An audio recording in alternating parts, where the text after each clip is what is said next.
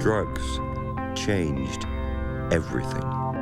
Layer cake is a metaphor for different levels of British society, crime, and this movie is sort of about showing how drugs are everywhere. It doesn't matter who or where you are, that you're only one person away from drugs, scoring drugs, or being involved with criminals. You're a smart boy, but you keep very, very bad company.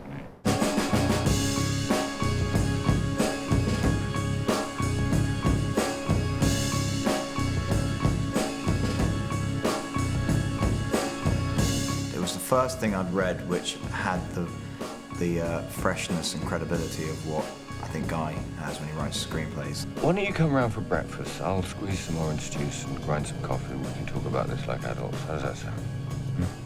Sounds very hospitable. Do you know where I live? No. Well, fuck off then.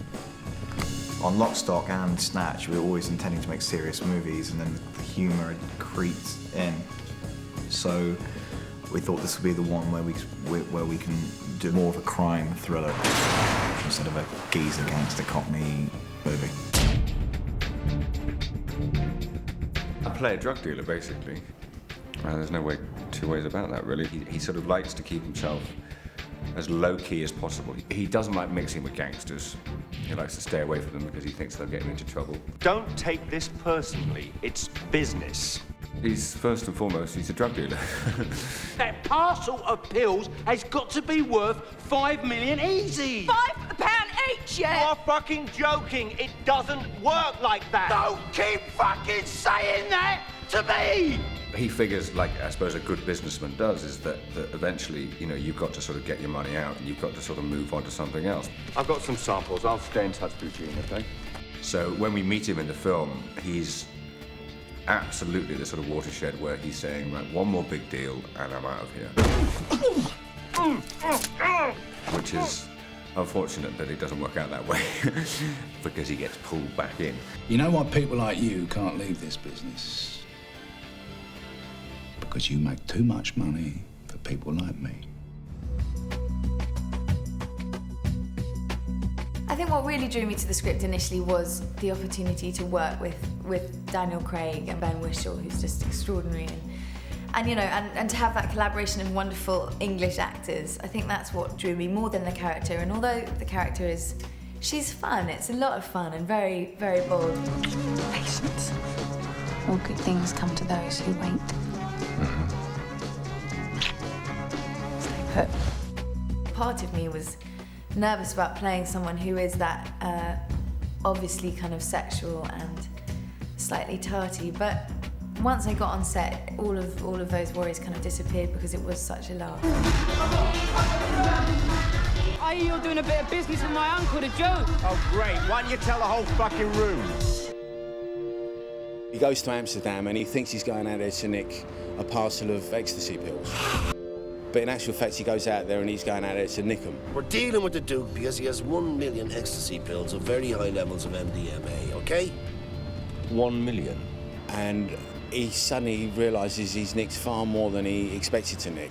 No, Mr. Duke, you're the first person ever to be foolish enough to try and steal from me. Shut up. But you're not the first adversary to hold a gun to my head.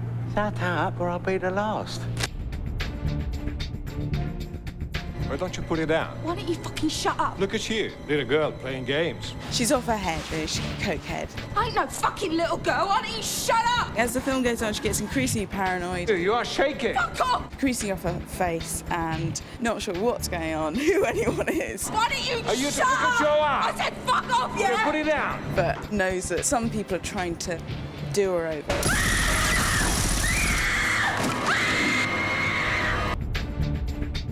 You got these different layers, these different echelons of sort of the crime world, as it were. You wouldn't be so fucking flash if you didn't have him behind you, would you? Eh? Yeah. Well, he fucking has, ain't he?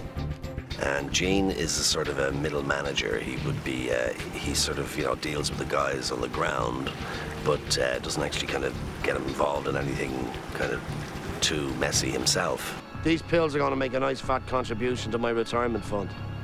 So don't fuck things up again, okay? Matthew's gotten a lot of experience. We hadn't got an awful lot of directing experience, but he's got an awful lot of film experience. He worked it out while we were filming, but he got it right.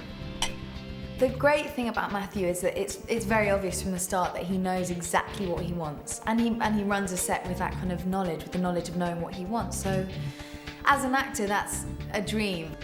Everyone's expecting the film to be a pile of shit, you know, so it's great. Everyone goes in, A, thinking it'll be another bloody Cockney geezer movie. Secondly, Matthew Vaughn won't know a clue how to direct, so it's going to just be laughable. But people are enjoying this film, and they're surprised. Cut it! This isn't just another London gangster film, it is the one. And I think it'll set the benchmark for future gangster films. Welcome to the layer cake, son.